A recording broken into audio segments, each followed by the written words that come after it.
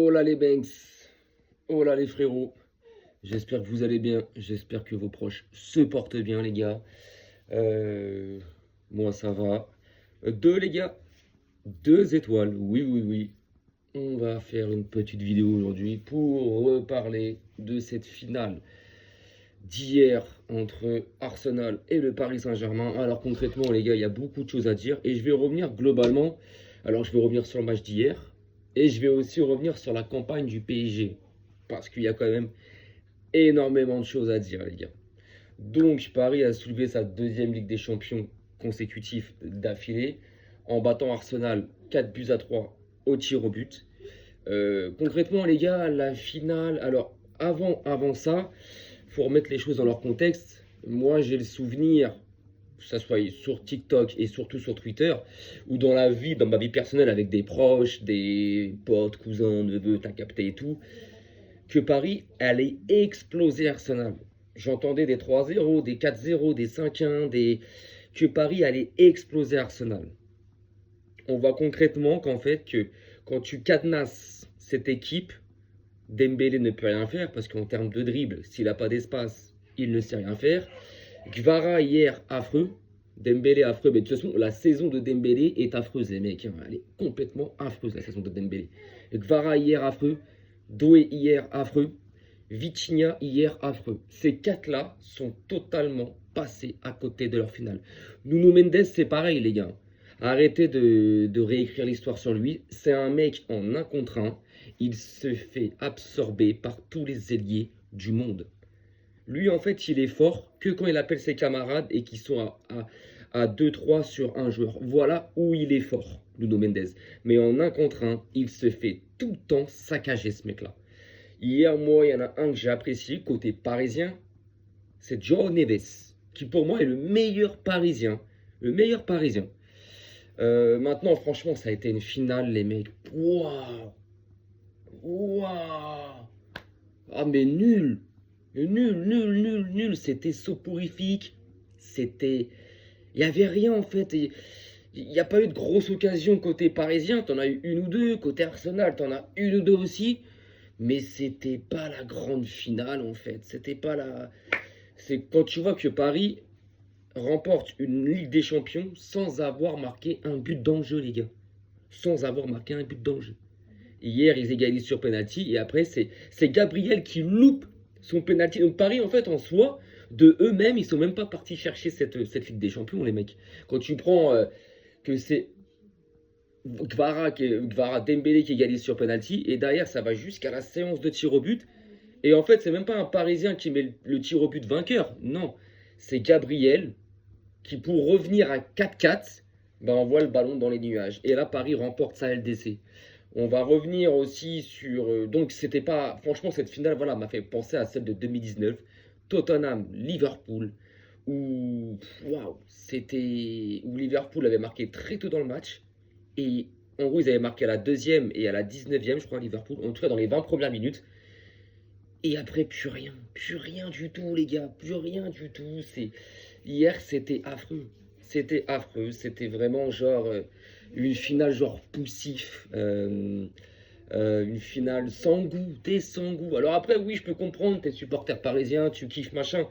Mais concrètement, cette victoire et cette finale feront beaucoup moins de bruit que celle que les dernières.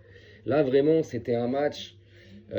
Si tu me dis en tant que Parisien, moi j'en ai parlé avec beaucoup de Parisiens hier, il y en a qui ont aimé la finale, bah votre football franchement il est pauvre, et j'en ai d'autres qui n'ont pas aimé la finale. Ils sont contents, champion d'Europe, 2 étoiles, ils ont fêté ça bien sûr, mais ils n'ont pas aimé leur finale, ils n'ont pas aimé...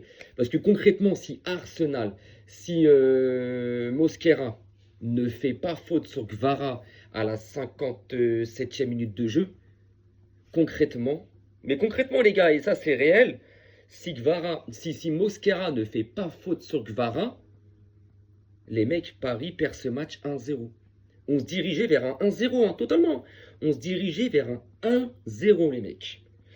Maintenant, tu siffles penalty sur Kvara. Il y a penalty. Il y a penalty et pour moi il y a même deuxième jaune, donc carton rouge, parce que Mosquera avait déjà un jaune. Mais par contre les gars, à quel moment tu ne siffles pas faute de Nuno Mendes sur Madueke à la 111e minute de jeu. Les gars, il y a clairement pénalty. Madueke, salut Nuno Mendes, il le dribble, il le prend de vitesse, il est devant. Il est devant Nuno Mendes, il est dans la surface. L'autre, il lui fait une clé de bras, il lui fait un plaquage, il lui fait un balayage. Il y a pénalty, les mecs. Tout le monde sur Canal+, ils l'ont dit. Tous les médias français le disent. En gros, là, je parle vraiment des médias pro-PSG, etc. Donc, français. Tout le monde l'a vu en 4K, on a tous vu le ralenti. Il y a pénalty. Il y a pénalty. Et t'as des Parisiens qui osent ressortir la main de Saka à un moment donné. Les gars, vous voulez qu'on vous rappelle la main de Neves contre le Bayern? Vous voulez qu'on remonte jusqu'au barrage contre Monaco? La main de Marquinhos? Hein? Vous voulez? Ou le premier but du PSG quand ils reviennent à 2-1, quand Monaco menait 2-0, que Paris revient à 2-1, que Désiré Doué fait faute sur Vanderson? Non, parce que les mecs, si on doit revenir sur ça, on va revenir sur ça. Sur ce fameux parcours, pour moi, là, il y avait penalty, je ne suis pas le seul à le dire, c'était penalty. Et je ne sais pas si vous avez vu la différence d'arbitrage entre la première et la deuxième mi-temps. En première mi-temps, il n'y a pas eu plus de fautes que ça. Ok, en deuxième mi-temps, les gars, l'arbitre ne sifflait que pour le PSG. Dès qu'un joueur d'Arsenal était par terre, pas faute, on les jouait. Dès qu'un joueur du PSG était par terre, faute, faute, faute. Et tu savais où tu le savais. Maintenant, les gars, on va revenir sur ce parcours-là. Et moi, je vais juste revenir sur ce parcours-là. C'est le barrage. Le barrage contre Monaco. De base, je suis désolé, les mecs. Et ça, à l'époque, ça avait fait grand bruit. Paris ne doit même pas sentir l'odeur des quarts de finale. Comment ils volent Monaco, c'était exceptionnel. C'était exceptionnel, les gars. Comment ils volent Monaco, c'était du jamais vu. La grosse main de Marquinhos sur le corner, il y a pénalty, il ne le sifflait pas. Par contre, à l'inverse, quand Paris, quand je sais plus c'est quel monégasque qui fait main, ah bah là, il va se siffler pénalty. Ah bah oui, tu comprends. Contre Monaco, Paris ne doit jamais passer. Paris vole Monaco. Mais grandement, on le voit de zinzin. Les mecs. Il n'y a pas besoin d'être passé par une école de football ou autre. Contre Liverpool, pas de souci. Qualification, logique. Liverpool éclaté cette année. Contre le Bayern, je crois que c'est énorme aussi. La main de Neves. À quel moment tu siffles pas penalty? Tu peux pas. C'est pas possible. Tu peux pas. Et hier, pareil. Il y a penalty sur Kvara. Il y a deuxième jaune pour Mosquera et rouge que l'arbitre ne met pas. Ok. Mais il y a penalty sur Madueke, les mecs. Il y a penalty 100 fois. Donc franchement, je préfère largement la victoire l'année dernière du PSG en Ligue des Champions que celle de cette année. Parce que leur parcours est entaché de faveurs arbitraires.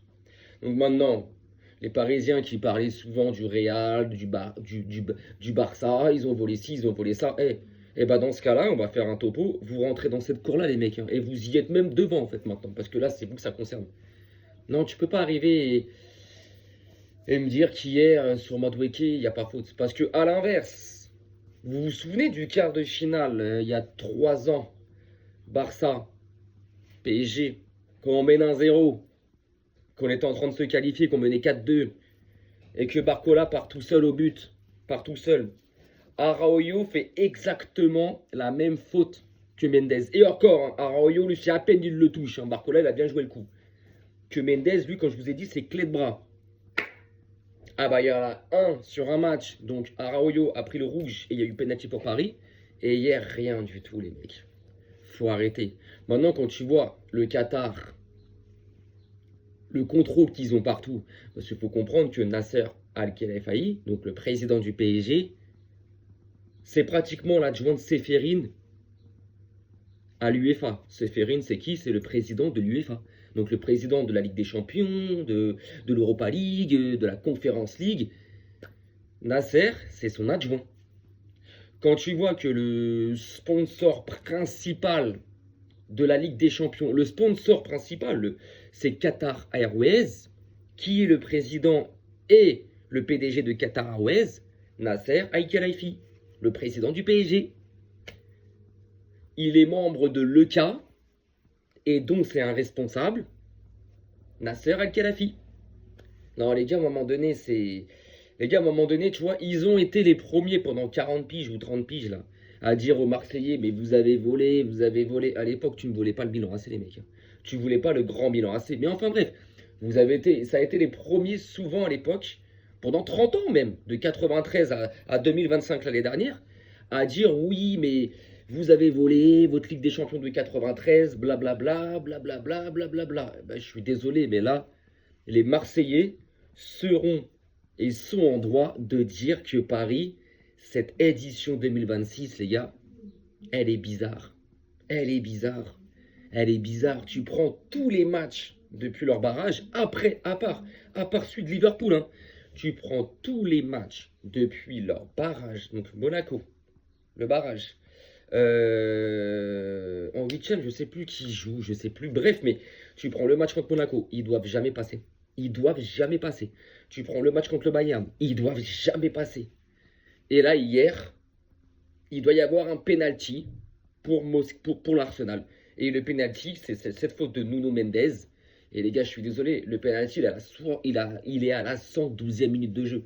Donc si tu mets ce but-là à la 112e, derrière, tu peux beaucoup penser qu'Arsenal aurait remporté cette Ligue des Champions. Contre le Bayern, Nuno Mendes qui met des mains à Tire-Larigot alors qu'il avait déjà des jaunes. Rien du tout, pas de deuxième jaune, rien du tout. C'est... Les gars, les gars, les gars, à un moment donné, il y a juste à ouvrir les yeux. Maintenant, oui, en tant que supporter, ils vont te dire blabla, mais vous avez été les premiers. Ils ont été les premiers, les gars, c'est ça en fait qu'il faut se dire. Ils ont été les premiers à insulter tous les autres clubs, hein, soit le Barça, le Real, Marseille, le Bayern de Munich, quand ils avaient 0 LDC là. Ils ont été les premiers à dire ouais mais eux ils ont volé, eux ils ont volé, eux ils ont volé. Bah les gars, pour moi, et je le dis haut et fort, votre édition Ligue des Champions 2026, pour moi, elle est volée. Elle vous est offerte. Quand on voit que votre dirigeant, votre président là, il est partout dans l'UEFA, il est partout les mecs, il est à tous les sièges, à tous les postes. Que le sponsor principal de la LDC qui a été signé il y a 2 ans, Qatar Airways. En fait, tout ça là, c'est arrivé quand Nasser a pris ses fonctionnalités de responsable à l'UEFA, à l'ECA, qu'il a fait signer le sponsor officiel de la LDC et tout. Depuis, les gars, Paris, c'est 2 Ligues des Champions. Il n'y a pas de hasard. Il n'y a pas de hasard, les mecs. Il n'y a jamais de hasard dans la vie. Ou au pire, de temps en temps, sur certains trucs. Je suis désolé, les mecs. En 2025, il y a tout ça. Et les 2 prochaines années, c'est Paris qui gagne la Ligue des Champions.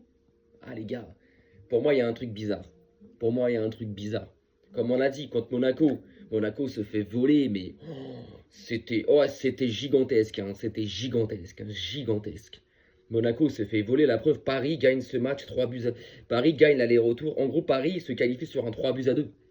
Alors que si tu annules leur but à l'aller, qui n'est pas valable, et que tu siffles le penalty de Monaco à l'aller et au retour, parce qu'il y a un penalty à l'aller et au retour, les gars, c'est Monaco qui se qualifie 4 buts à 3.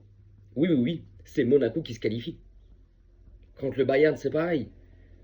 Et hier, voilà. Arsenal est en droit de se dire qu'ils se sont fait voler. Parce qu'en deuxième mi-temps, je suis désolé, l'arbitre ne sifflait que pour le PSG. Dès qu'un joueur d'Arsenal était... Regardez le carton jaune qui m'a à Saka. Saka touche le ballon. Il touche le ballon. Il fait même pas faute. Il met jaune. Dembélé qui simule. Alors que Mosquera tacle magnifiquement. C'est un tacle parfait. Carton jaune. Et derrière, Nuno Mendes, il a le droit de plaquer, il a le droit de sauter du 30e étage et faire une prise de catch sur Madueke. Pas de penalty. Même pas de VAR, rien du tout. Non, les gars. Et comme je vous ai dit, les supporters parisiens, pas tous, mais beaucoup, ont été les premiers et ont été ceux qui, pendant 30 piges, ont dit aux Marseillais, vous avez volé votre LDC. Et ont été ceux qui disaient aux Barcelonais, aux Madrilènes, aux Bavarois, aux Citizens et tout, oh, vous avez volé vos LDC, oh, nanani, nanana. Mais quand c'est vous, les mecs, genre, vous, en fait, quand c'est vous, faut pas vous toucher. Maintenant, moi, comme j'ai dit, n'oubliez pas une chose. N'oubliez pas une chose, les Parisiens. Surtout, avant 2011, où vous étiez. Vous êtes peut-être le club, j'enlève Chelsea, parce que là, vous venez d'égaliser avec Chelsea, la Juve, Porto, Benfica et Nottingham Forest, les mecs. Donc c'est pour ça, doucement, doucement. Mais vous êtes le seul club. Le Real, bon, eux, ils ont acheté les LDC. Mais enfin, bref, le Real, ils n'ont jamais eu besoin de l'argent d'un État qui finance le terrorisme et l'armée du Sahel. Bon, ça, on le sait, mais c'est un autre débat, hein, ça, on le sait. Le Real, ils n'ont pas eu besoin d'avoir de l'argent extérieur pour gagner des titres. Le Barça n'ont pas eu besoin d'argent extérieur et de se faire racheter pour gagner des titres. Le Milan AC, pareil. L'Inter de Milan, pareil. Le Bayern de Munich, pareil. Manchester United, pareil. Liverpool, pareil. Ce sont des équipes qui ont remporté des titres grâce à leur histoire, à leur formation et à leur talent. Tout simplement. Paris, eux, ils ont eu besoin qu'un État vienne les acheter. Voilà, les achète. Et de là, bah voilà, parce que quand tu vois tout ce qui est investi, tous les joueurs qu'ils ont eus, fais pareil à Marseille, là. Fais pareil à Marseille. Fais pareil à Nancy. Fais pareil à Saint-Etienne. À Sochaux. C'est la même finalité. Ils finiront avec le même nombre de LDC. Et c'est réel, les gars. C'est réel. C'est archi réel. Les faits sont là. Paris, c'est un club qui, avant 2011, à part des Coupes de France et des Coupes de la Ligue, qui d'abord, cette coupe-là n'existe même pas, donc ça vous prouve l'inimportance de cette coupe, qui ne servait à rien. Et Paris, à part des Coupes de France et des Coupes de la Ligue, c'est rien du tout. Ah oui, les gars, c'est 2 titres de champion, 86-94. 2 titres de champion de France. Paris, tu regardes son palmarès, il s'est construit à partir de 2011. Pas avant. Pas avant. Donc voilà. Donc on va revenir sur cette finale affreuse, les gars. Affreuse, affreuse, affreuse. Il n'y avait rien du tout. On va parler de Dembélé. Déjà l'année dernière, Dembélé, qui avait été éclaté de août à février-mars, de lui donner le ballon d'or, ça m'avait fait rigoler. Mais cette année, c'est encore pire. Cette année, c'est encore pire. Le mec, on ne l'a pas vu. Le mec, on ne l'a pas vu. Août, septembre, octobre, novembre, décembre, janvier, février, mars, on ne l'a pas vu. 8 mois. Ça y est, il a marqué 1 ou 2 pénaltys au mois d'avril. Ça y est, il y en a. Je dis bien, il y en a, c'est pas tous. Hein. Ballon d'or. Waouh. Waouh. Wesh, frérot, il a les mêmes stats que Ferran Torres au Barça, les gars. Ah non, les gars. Ah non, les gars. Ah non, les gars, faut arrêter, les gars. Faut arrêter. Dembélé. Saison affreuse. Et Dembélé, encore une fois. Déjà, je le disais à l'époque où il était avec le Barça. Quand ce mec-là n'a pas d'espace devant lui, comme Mbappé, tu peux les oublier. C'est des mecs, il leur faut de l'espace. Parce que c'est des mecs, leur première capacité, c'est la vitesse. Nous sommes d'accord. C'est des mecs, s'il n'y a pas d'espace, dans le petit espace, ils arriveraient à rien faire. Et bien hier, on l'a vu Dembélé. Hier, il a fait une finale, mais catastrophique. Désiré Doué, pareil. Hein. Désiré Doué, pareil. Pareil, Désiré Doué. Vara aussi fait une mauvaise finale. Vitinha, j'en parle même pas. Ça aurait été Pedri qui aurait pondu un match comme ça, alors là. Maintenant, on va parler de quelque chose. Et là, c'est là que je vois la frustration des gens, les gars. Les mecs sont là à parler de Lamine Yamal. Pourquoi vous souffrez, les gars? Pourquoi vous souffrez? Lamine Yamal, il a que 18 ans. Regardez son palmarès à 18 ans. Lui, ce mec-là, il a fait gagner une Coupe d'Europe à son pays, un championnat d'Europe des nations à son pays, à l'âge de 16 ans. 16 ans, les mecs. Regardez le palmarès qu'il a déjà à 18 ans. C'est du jamais vu dans le football, les mecs. Hein. Historiquement, dans le football, c'est du jamais vu, les mecs. Il n'a que 18 ans. Il n'a que 18 ans, les gars. Et en fait, vous savez très bien qu'il va tellement tout prendre que vous avez le seum. Parce que le Barça, ça fait quelques années que ça revient très bien. En Espagne, ça y est, c'est redevenu le Barça monstrueux. En Espagne, c'est redevenu le Barça qui domine le championnat, qui domine l'Espagne. Voilà. Maintenant, Ligue des Champions en Europe, c'est une question de temps. Une question de temps. Le club travaille très bien, recrute intelligemment. L'équipe qui a déjà en place, elle est monstrueuse. Il y a la Masia, le meilleur centre de formation du monde. Il y a un entraîneur qui s'appelle Flink avec un staff qui sont en place depuis 3 ans maintenant. Les gars, c'est une question de temps. C'est une question de temps. Là, les rumeurs qu'il y a actuellement sur les transferts, là, ils ont rencontré Gordon. Bernardo Silva, c'est en discussion, ça devrait peut-être se faire. Julián Alvarez, de base, ça devrait se faire. Les mecs, moi je vous dis, si le Barça recrute Julián Alvarez et fait Bernardo Silva avec une ou deux autres recrues, rien que l'achat de Julián Alvarez, les mecs, attention, attention, attention. Moi je dis concrètement, attention au Barça à partir de l'année prochaine en Ligue des Champions. Attention, attention. Franchement les gars, oui. Moi je vois le FC Barcelone remporter sa 6e Ligue des Champions avant 2029. Ça veut dire soit l'année prochaine, 2027, soit dans 2 ans, 2028, ou max 2029. Donc, bon, allez, on va arrondir avant 2030. Et je les vois même en remporter 2 avant 2030. Ça se trouve soit un back-to-back, ou soit une année sur 2. Genre l'année prochaine, ils la prennent, on la prend, et en 2029, on la prend. Parce que actuellement en Europe, depuis bien 2 ans, 3 ans, pour moi, la meilleure équipe qui procure le meilleur et le plus beau football, il y en a que 3, les gars. Et encore, on va dire 2. Le Barça et le PSG. Le Bayern, c'est juste année, hein, parce que le Bayern, l'année dernière, c'était compliqué. Donc le Barça et le PSG. En Europe, actuellement, les équipes qui travaillent super bien, qui sont sur de belles bases, qui ont un groupe depuis quelques années, avec le même entraîneur, le même staff, les mêmes joueurs, il n'y a pas eu trop de changements, trop de mouvements ou autre. Les mecs, c'est le Barça. C'est le Barça, les mecs. Donc franchement, les gars, c'est voilà, c'est le Barça. C'est le Bayern, ça travaille bien. Le PSG, ça travaille très bien. Mais actuellement, en Europe, l'équipe qui travaille pour moi le mieux depuis 3 ans, c'est le FC Barcelone, les mecs. C'est le FC Barcelone. C'est une équipe qui travaille très bien. C'est une équipe qui est dans la continuité. C'est une équipe qui est sérieuse. C'est une équipe qui n'a pas perdu de joueurs importants. C'est une équipe qui recrute intelligemment. Donc c'est une équipe c'est comme ça le football. Quand tu travailles comme ça sur 2, 3, 4 ans, à un moment donné, ça paye. Ça paye en Espagne déjà. En Espagne, on a récupéré notre titre de patron. On domine tout. Voilà, sur les 4 dernières ligas, on en prend 3. Bref, et même, on domine tout en Espagne. Et maintenant, c'est plus que l'Europe. L'Europe, c'est une marche au-dessus. Et ça va arriver. C'est une question de temps, faut être patient. Faut être patient, c'est tout. Là, pour moi, à l'heure d'aujourd'hui, si tu me dis, ouais, avant 2030 ou avant 2029, bref, ou dans les prochaines saisons, là, quelle équipe tu vas remporter des Ligues des Champions? Et tout le monde, tous les experts ou autres, te mettront le nom du FC Barcelone.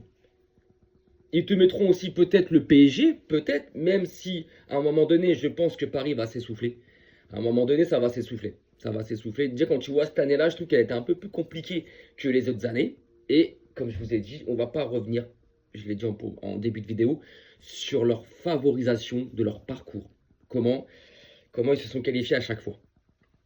Mais si tu dois donner des noms d'équipes potentielles à remporter la LDC sur les 2, 3, 4 prochaines saisons, tu vas sortir le Barça, tu vas sortir le PSG, tu vas sortir le Bayern, et c'est tout. C'est tout les mecs, c'est tout. Le Real, ils sont à l'agonie. Le Real, comme j'ai dit, pour moi, ils se rentrent dans un cycle où ils vont plus rien gagner pendant quelques années, et on y est déjà à 3. On entame la 3e saison. Hein. Au pire, ils vont peut-être gagner une super coupe d'Espagne, et encore même pas, mais ou peut-être une coupe du roi, mais voilà. Mais le Real, non. Les autres équipes, non. City, je ne les vois pas. Il y a Guardiola qui part. Il y a beaucoup de joueurs qui vont suivre en plaque départ. City vont devoir, à mon avis, là, se remodeler. L'Inter, non. Liverpool, non. Donc là, à l'heure d'aujourd'hui, quand on te dit, tiens, sur l'année prochaine, ou les 2, 3, 4, 5 prochaines saisons, quelle équipe tu vas gagner la Ligue des Champions? Bah écoute, moi je vois le Barça, peut-être le PSG, ouais, c'est possible, le Bayern, mais c'est tout. C'est tout les mecs. Il n'y a pas plus. Il n'y a pas plus d'équipes que ça. Il n'y en a que 3. Il n'y en a que 3 les gars. Et le Barça, vous verrez qu'elle ressortira toujours. Parce que oui, ils sont stables, ça travaille bien, ils font pas de bruit, il n'y a pas de problème dans le club. Les joueurs, c'est une famille. Donc cette équipe est amenée à remporter une Ligue des Champions. Maintenant, oui, il y a juste à être patient. Il y a juste à être patient parce que quand j'entends les gens qui sont là, ouais, ça fait 11 ans et tout. Mais les mecs, le Real, ils ont eu un trou de 14 ou 16 ans avant de remporter leur décima. Le Bayern, pareil. Et c'est tous les clubs, les mecs. Hein. Tous les clubs, hein. Arrêtez de croire que vous remportez des Ligues des Champions 5, 6, 7, 8 fois d'affilée. Ça n'existe nulle part, hein. Ça n'existe nulle part. Parce que quand tu prends les dernières Ligues des Champions remportées par le Real de Madrid, donc bon, eux on sait, hein, mais leurs 3 d'affilée, 2016, 17, 18, on va jamais oublier, hein, contre le Bayern et la Juve, on va jamais oublier. On sait très bien comment vous avez remporté vos Ligues des Champions. Donc les mecs, non. Les mecs, non. À un moment donné, quand tu es un club qui travaille bien, quand tu es un club qui fait bien les choses, bah, je peux vous promettre que c'est qu'une question de temps. Là, à l'heure d'aujourd'hui, je vais me répéter, tu demandes aux gens ou aux experts, et j'ai déjà vu cette question se poser sur des plateaux télé, les gens te sortent toujours le Barça. Eh bon, ils vont te sortir le PSG, le Bayern, mais le Barça est toujours dedans. Mais logique, logique. Comment le club travaille, c'est logique les mecs, c'est logique. Donc maintenant, par contre, bah, les Marseillais, hein, les gars, hein, il vous reste plus rien les frérots. Les mecs, il vous reste plus rien pour vanner les Parisiens. Il vous reste plus rien. Plus rien les mecs. Plus rien. Parce que quand je vois les Parisiens sur Twitter qui veulent s'attaquer aux Barcelonais,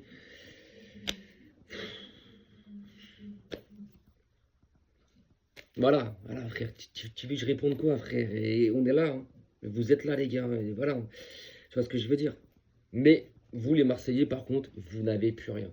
Avant, vous étiez là à dire, vous avez 0 LDC, on en a une, à jamais les premiers. Quand ils ont gagné leur première, ils sont revenus à égalité. Au pire, vous pouvez continuer à dire, bah au pire, on a le même nombre de Ligue des Champions, mais nous, on est à jamais les premiers.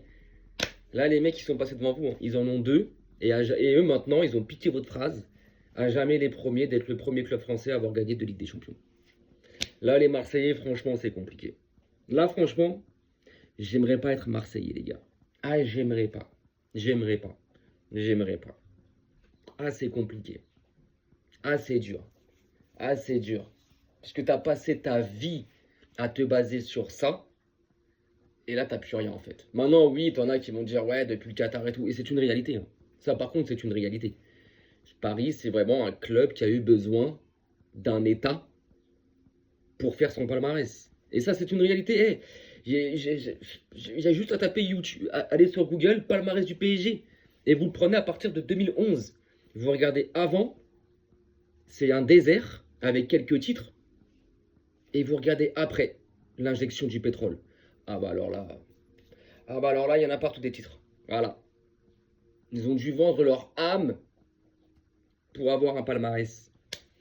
Donc voilà, mais en tout cas sur la finale d'hier, waouh, franchement sur la finale d'hier les gars, c'était affreux les gars.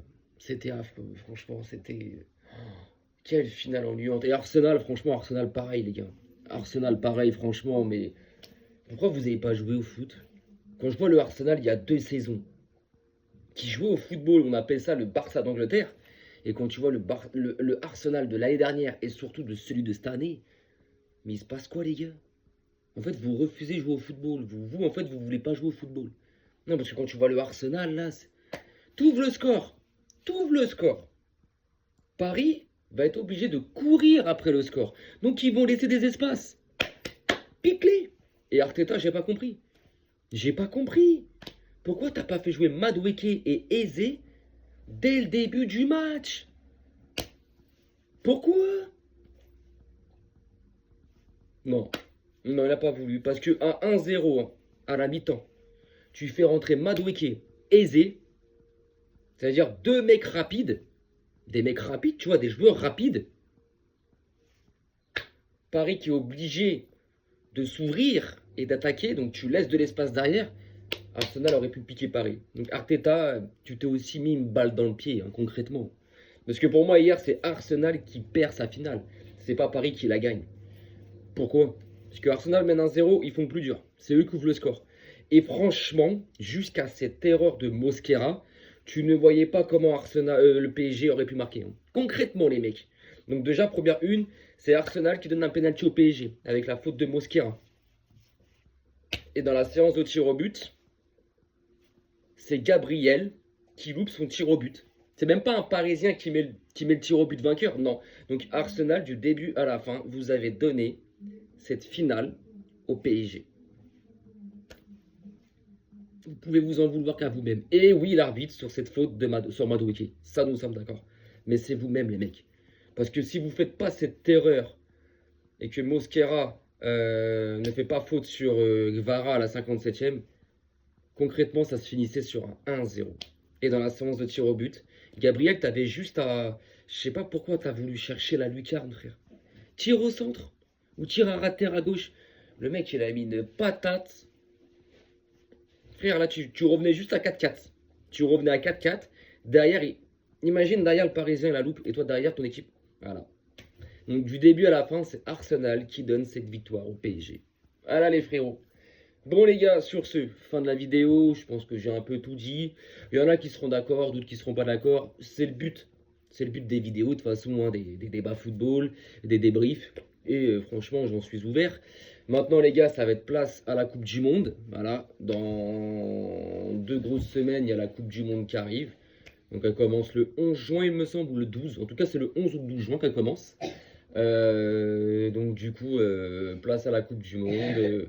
Place encore 2 semaines. Entre-temps, je sais qu'il y a des matchs préparatifs. Il y a un France-Côte d'Ivoire le 6 juin. D'autres équipes après aussi qui vont jouer. Mais bon, voilà, maintenant c'est place à la Coupe du Monde, les mecs. La saison des clubs est terminée. Ça y est, c'est fini. Là, ça va rejouer fin juillet. Il y a les matchs de pré-saison.